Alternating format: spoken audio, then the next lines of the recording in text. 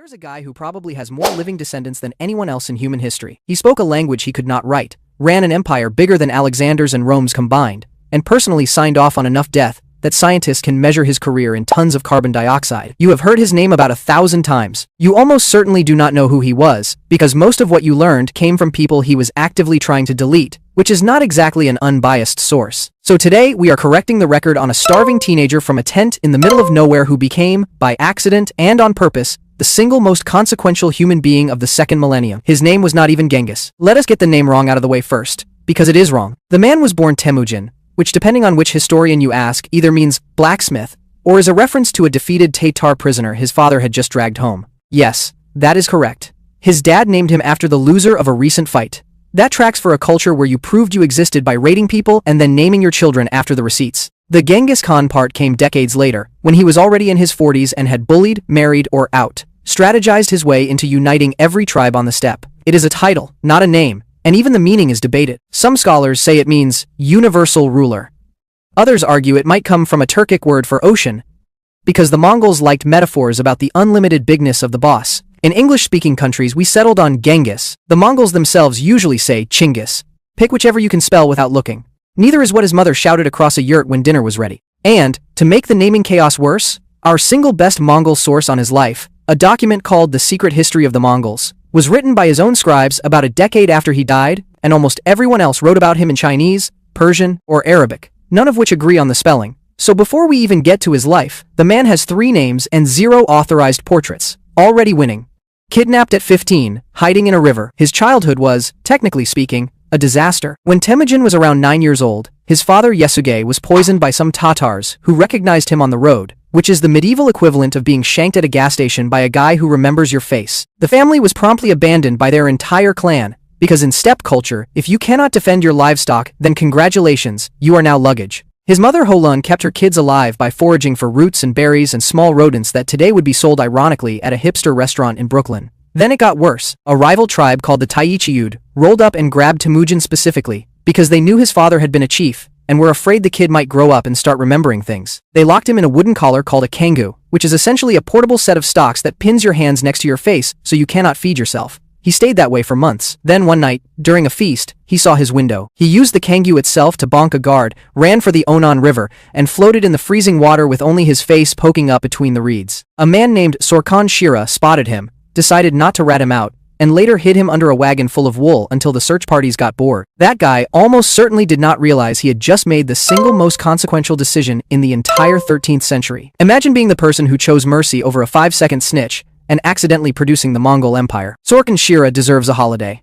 The bride theft that started a career. Temujin grew up, scraped together a tiny gang of childhood friends, and at around 16 got engaged to Borde, a girl from the Ongarat tribe his father had arranged for him before getting poisoned. The wedding actually happened, which on the steppe was already a minor miracle. Then a tribe called the Merkits showed up to settle an old grudge, because Temujin's father Yasuge had years earlier stolen Hoelun from a Merkit man. Yes, his mother had been kidnapped on her wedding day, and the Merkits had been waiting decades to even the score. They did not get Hoelun back, who was now Temujin's mom, so they took Borte instead. Temujin spent the next several months scraping together every favor he had ever earned in his short life, then rode out with 2 allies, a powerful older friend named Togrul and his blood brother Jamuka, and recovered her. The catch is that when Bort came back, she was visibly pregnant.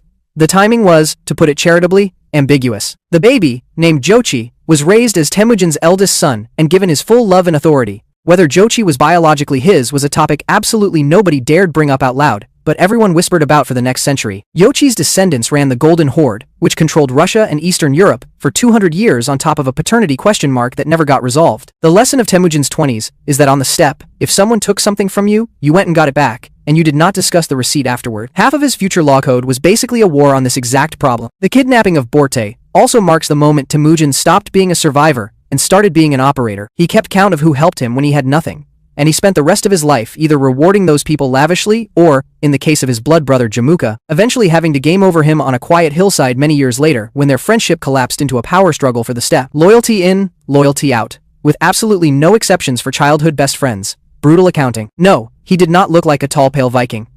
The internet has decided Genghis Khan was a 6'3" redhead with bright blue eyes who looked like a Norse metal singer. This is dumb, and you should stop sharing those AI portraits. The single source for the red hair and green eyes claim is a Persian historian named Rashid al-Din, writing in the early 1300s, about 100 years after Genghis was already in the ground, and using third-hand stories filtered through people who really wanted to sound exotic in their own histories. Reality check. There are exactly 0 images of Genghis Khan that he personally approved because he banned portraits and statues of himself while he was alive. The closest thing we have is a painting done decades after his death by a Yuan dynasty court artist who never met him. That guy painted him as, surprise, a Mongolian guy. Palm eyes, dark hair, big beard, the standard issue Mongol look you see if you go to Mongolia today. As for the height, modern estimates put him around 5'7" or 5'8", which was tall for his time but is not breaking any door frames at IKEA. He was famously physically tough, allegedly built like a wrestler, and described as having a flowing mane and a calm voice that he used at maximum volume, only when somebody had really earned it. The tall white guy thing is a 19th and 20th century European fantasy, where Western writers could not handle the idea of being conquered by people who did not look like them, and retroactively painted him into Aryan cosplay. There is a whole subgenre of bad 1930s scholarship on this, mostly published in places that should be embarrassed about it now. Stop posting the AI redhead. He looked like every other Mongol guy at the buffet line.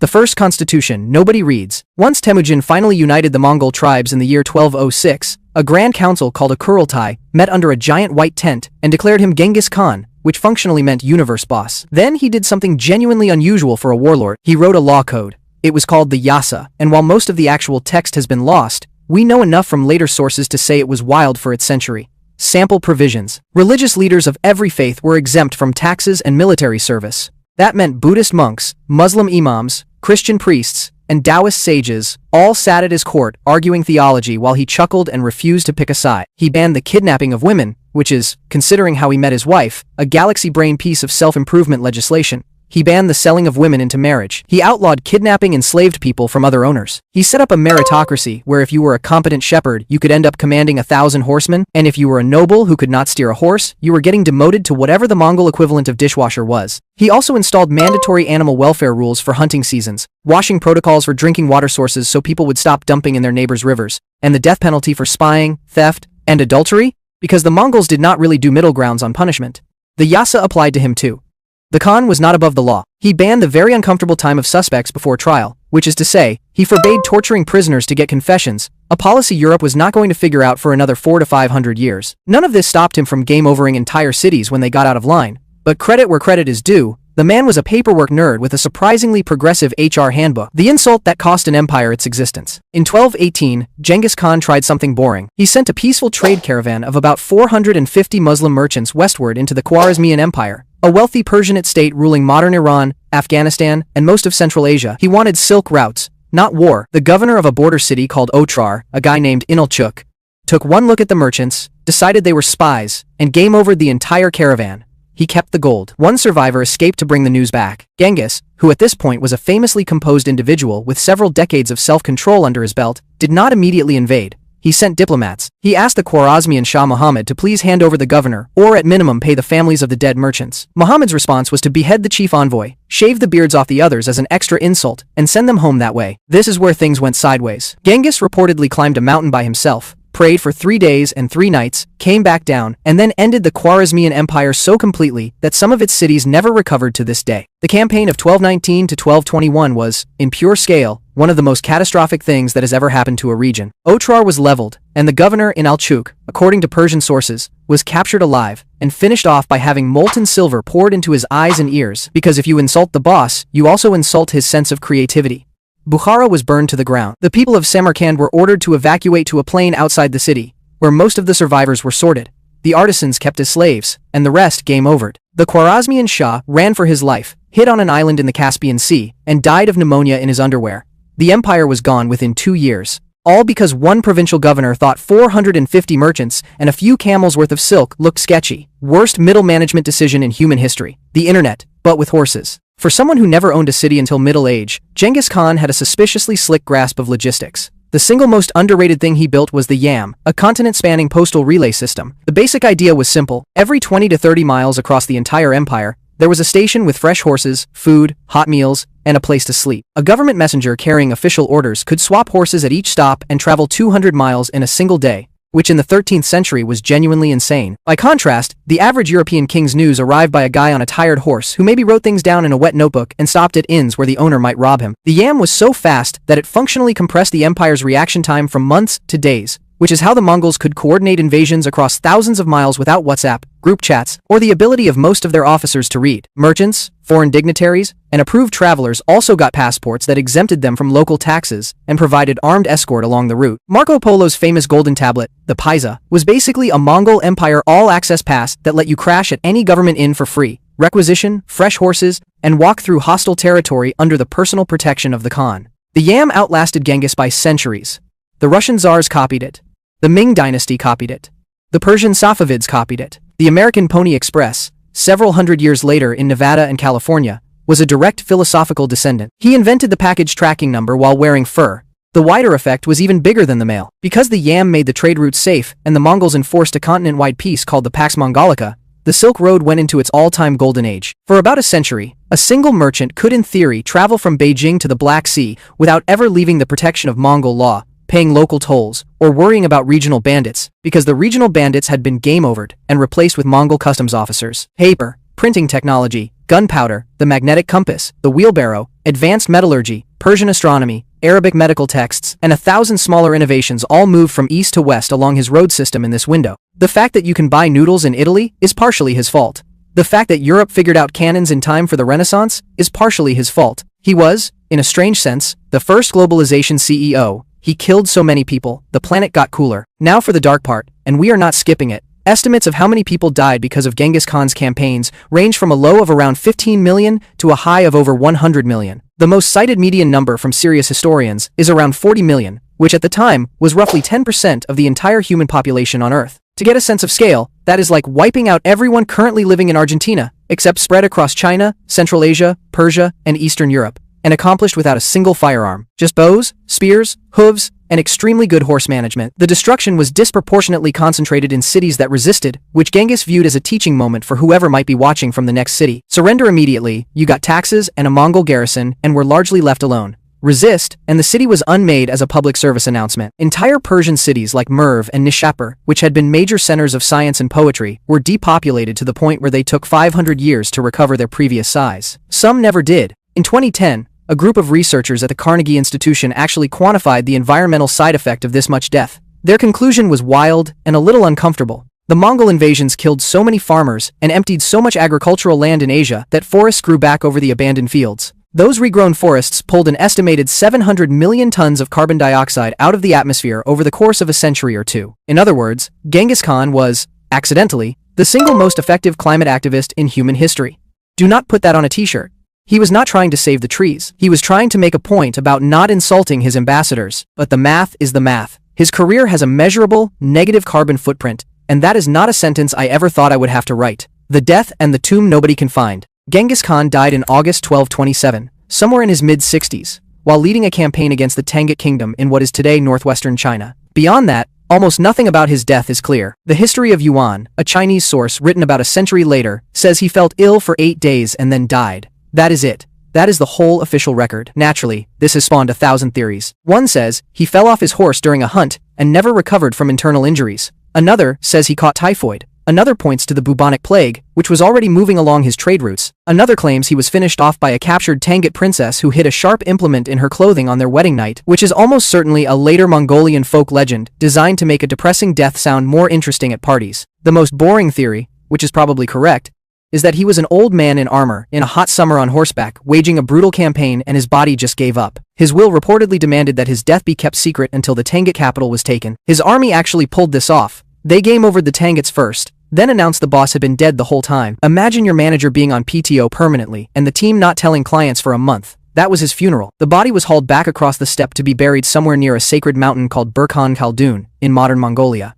Probably. We are not actually sure, because the Mongols took burial secrecy to a level that bordered on performance art. The legend says 1,000 horsemen escorted the funeral procession, then game-overed anyone they met along the road to prevent witnesses. After the burial, those same horsemen were allegedly game-overed by a second group of soldiers, who were then in turn game-overed by a third group. By the end, you had concentric circles of dead witnesses radiating from a grave nobody could find. Then, according to some accounts, they ran a herd of 1,000 horses across the burial site to crush any trace of digging, and a river was diverted to flow over the grave permanently. Modern archaeologists, including a National Geographic team using satellites and ground-penetrating radar, have spent decades hunting They have found nothing usable. There are sacred no-go zones in Mongolia where locals would rather not have foreigners poking around with shovels, and the Mongolian government has been polite but extremely firm. They do not particularly want anyone to find the grave. He has been dead for almost 800 years, and he is still winning hide-and-seek. 16 million living descendants and counting. In 2003, a genetic study led by Chris Tyler Smith at the University of Oxford published a finding that broke the science internet of its day. They identified a single Y chromosome lineage carried by about 1 in 200 men alive on Earth right now. That is roughly 16 million men. The lineage radiates outward from Mongolia, lights up across the entire former Mongol Empire from Korea to Hungary, and was clearly turbocharged across Eurasia, somewhere around 800 years ago. That timing lines up suspiciously well with one specific guy, and his son systematically taking control of the largest contiguous land empire that has ever existed. Now, technically, the geneticists cannot prove this lineage is Genghis himself. We have no body, so we cannot test his DNA directly. But circumstantially, the population spread, the timing, and the geographic center of gravity all point at him or his immediate family. The popular framing is that Genghis Khan personally fathered millions of descendants, which is a bit much even by his standards. He had 4 official sons with Borte, who were his political heirs, but he also had dozens of other children with secondary wives, and his sons, grandsons, and great-grandsons spent generations as the dominant ruling class across half the planet, with all the access to food, security, and reproductive opportunity that came with being royalty. The math compounded. Either way, if you are a man living anywhere from Korea to Hungary, there is a real, non-trivial chance that you are technically a 30-something great-grandson of a guy who once game overed a city of 500,000 people for being rude to his ambassadors. Family reunion would be awkward. Bring extra chairs. What the history books got wrong.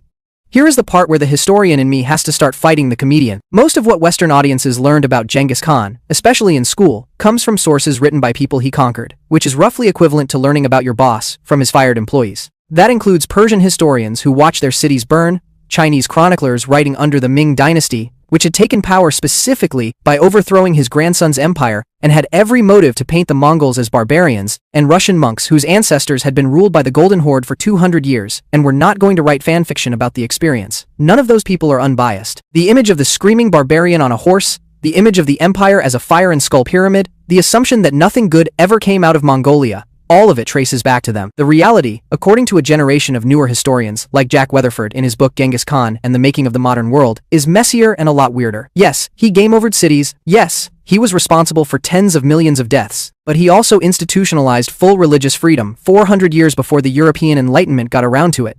He created the largest free trade zone the world had ever seen. He standardized weights and measures across Asia. He outlawed the very uncomfortable time of suspects before trial.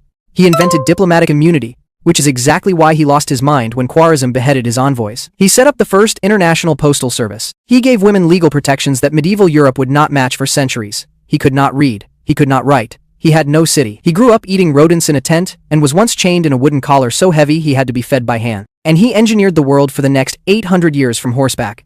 The villagers in his childhood who let his mother starve probably regretted that one for 1,000 miles. That is, in the end, why he is still in our mouths today. Not because he killed. Plenty of warlords killed, and you do not know their names. He won, he built,